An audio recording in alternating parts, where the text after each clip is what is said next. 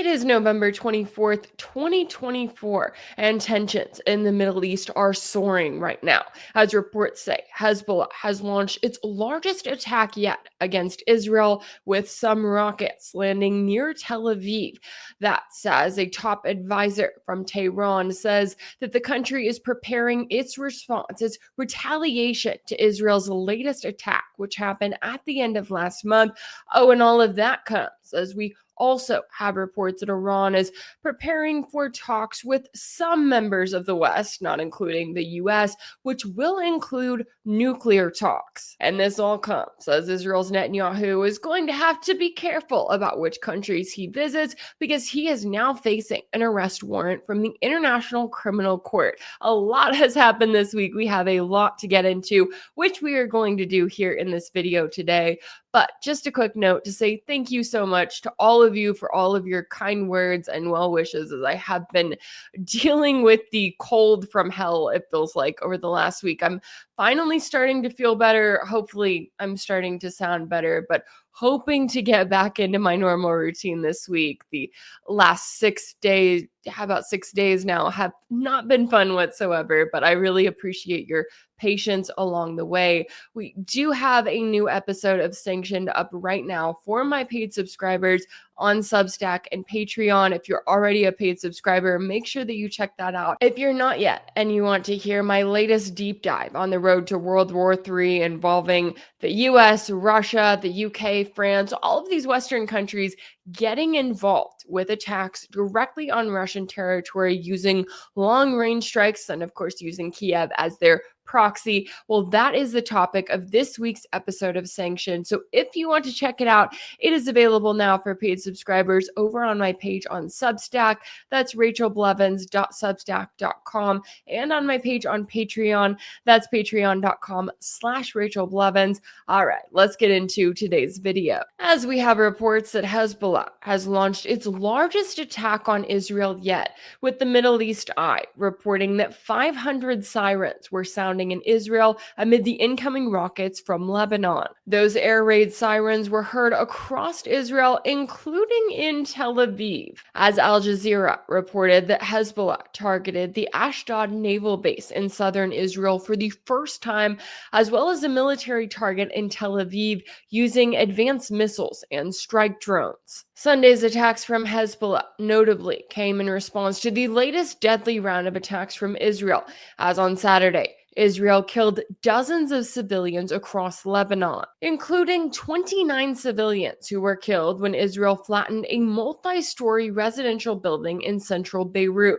with rescue workers telling Lebanon's state-run national news agency that there was evidence Israel was using bunker buster bombs again. Those 2,000-pound bombs, which are made in the USA, were, of course, what Israel used when it carried out that massive attack that killed Hezbollah's Secretary General Syed Hassan Nasrallah back in September, again, targeting a heavily populated civilian area. And here we are once again with Israel openly targeting heavily populated civilian areas and the international community doing nothing about it.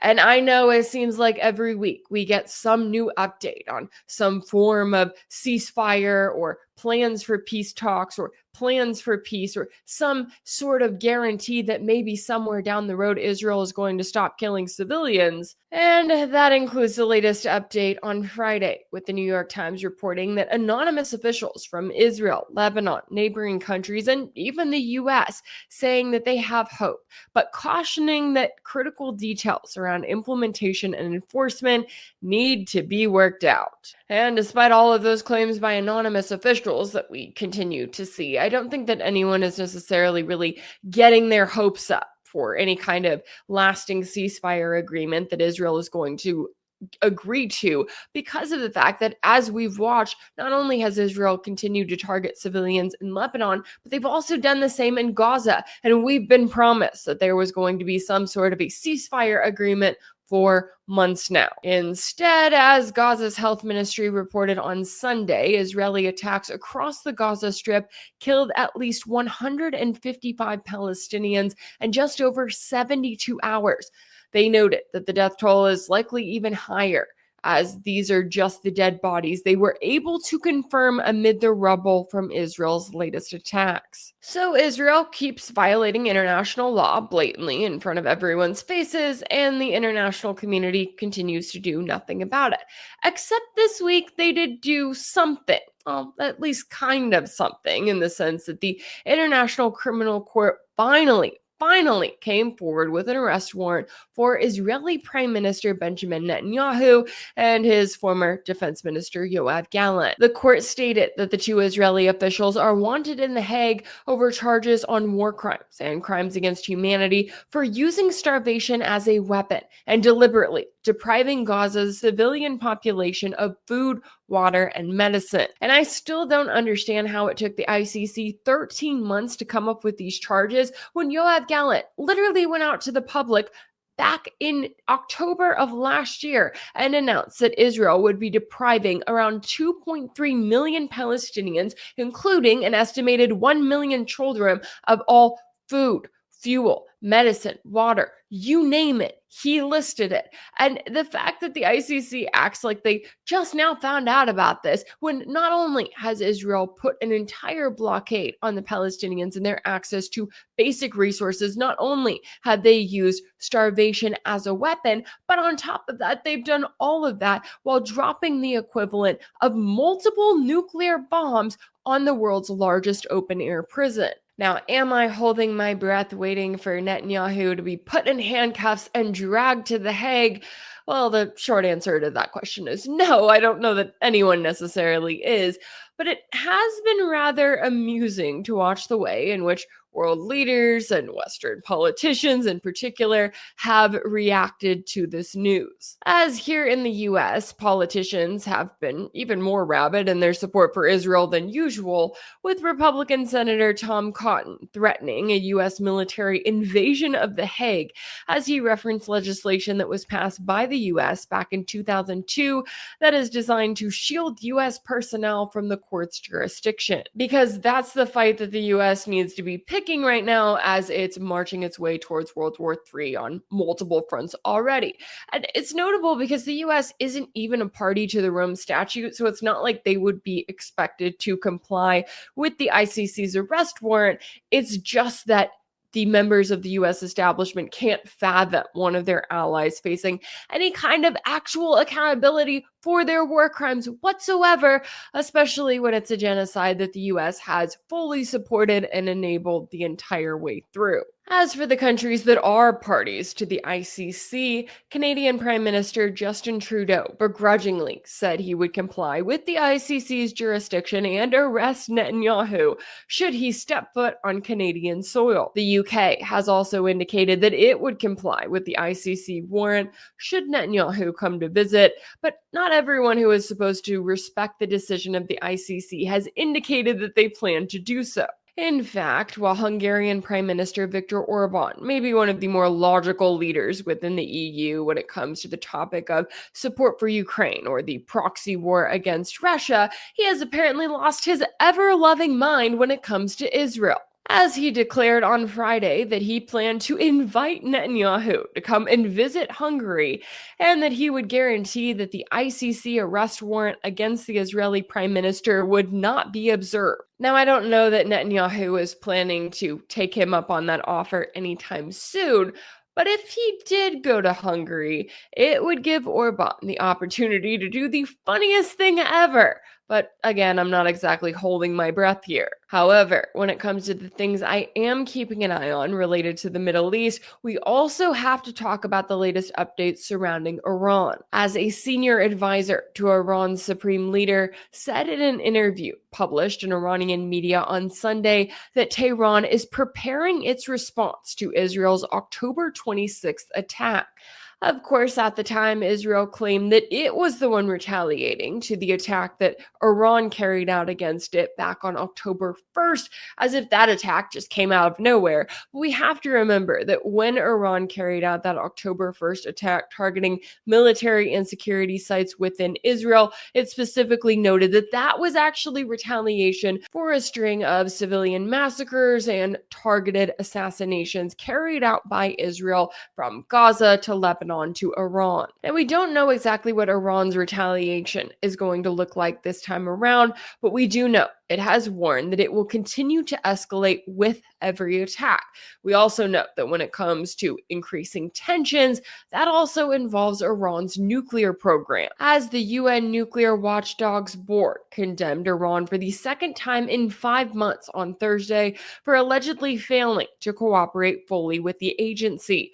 19 members of the International Atomic Energy Agency board voted for the resolution, while Russia, China, and Burkina Faso opposed it. In response, Iran said on Friday that it would launch a series of new and advanced centrifuges that would substantially increase uranium enrichment capacity. Now, while tensions are still soaring, there does appear to at least be a plan for talks, as a spokesman for Iran's foreign ministry said on Sunday that Tehran's officials are scheduled to meet with officials from France, Germany, and the UK this week for talks that will focus on, quote, a range of regional and international issues, including the issues of Palestine and Lebanon, as well as the nuclear issue. So it'll be interesting to see what comes out of those talks and what we actually hear about the discussions. And when it comes to the timing, we know that here in the US, we are preparing for the incoming Trump administration. And not only has Trump surrounded himself with cabinet members who are extremely pro-Israel, to put it lightly, but they are also extremely anti-Iran. And I would not put it past Israel to carry out several escalations in the coming months in the forms of whether it be civilian massacres or continued targeted assassinations, because they know that no matter what Iran does in response, well, Israel can just turn around and go crying to the Trump administration, claiming that the Biden administration didn't do nearly enough to support them, which is absolutely insane when you think about the fact that the Biden administration has given Israel literally whatever they want in their ongoing genocide of the Palestinians and their regional war that Israel has started and continues to conduct. The Biden administration has done whatever they could want short of a full-on war with Iran. I would also note that while countries like Germany, France, and the UK may try to make it look like they are somehow the good guys, right? They are the ones who are talking to officials from Iran, who are carrying on that dialogue. We have to remember it's these countries who are still the ones who are openly supporting and helping to enable Israel's ongoing genocide of the Palestinians. And so, as many, including myself, are kind of looking at the next few months with a lot of concern about what could happen, right? How many civilians, how many innocent lives could be taken from the world because of the crimes that are carried out by Israel that are enabled by the US. I think it's important to remember that the more destruction that Israel does to the region, the more it harms itself. And I know it's not going to happen overnight, but as we watch the US government go from officials who support Israel to officials who support Israel and are even more rabid and more zealous about it than ever, we have to remember that while they think that it's all about, loyalty and showing their support for this close US ally in the Middle East, the war crimes that they are supporting, the innocent lives that they are taking will not be easily forgotten by the region. And it's not just going to be the crimes that were committed by Israel, it's going to be all of the support that the US gave along the way, and that's something everyone should be talking about. If anything in this video resonated with you, be sure to like it, share it with your friends, leave a comment, and as always, don't forget to subscribe. And if you want to keep up with all of my work, make sure that you're subscribed to my page on Substack. That's rachelblevins.substack.com. That's where you'll find ad-free videos and also new weekly episodes of my exclusive series for paid subscribers called Sanctioned. You can also catch Sanctioned over on my page on Patreon. That's patreon.com/rachelblevins. As always, thank y'all so much for all of your support, and I'll see you next time.